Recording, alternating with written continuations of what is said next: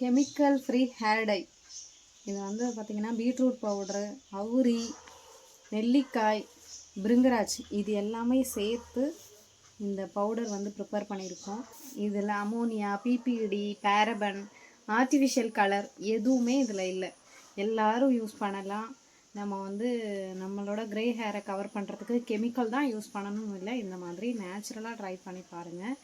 ரொம்ப வந்து சேஃபாக, நமக்கு வேறு எந்த ப்ராப்ளமும் ஈவன் நம்ம வந்து கெமிக்கல் யூஸ் பண்ணுறதா சில பேருக்கு நிறைய பெரிய பெரிய ஹெல்த் இஷ்யூஸ்லாம் வருது. அதெல்லாம் வராது. ஈஸியாக இதை நம்ம எப்படி யூஸ் பண்ணணும், எப்படி அப்ளை பண்ணணும் அப்படின்ற டீட்டெயில்ஸும் நம்மளோட லேபிளில் இருக்கும்.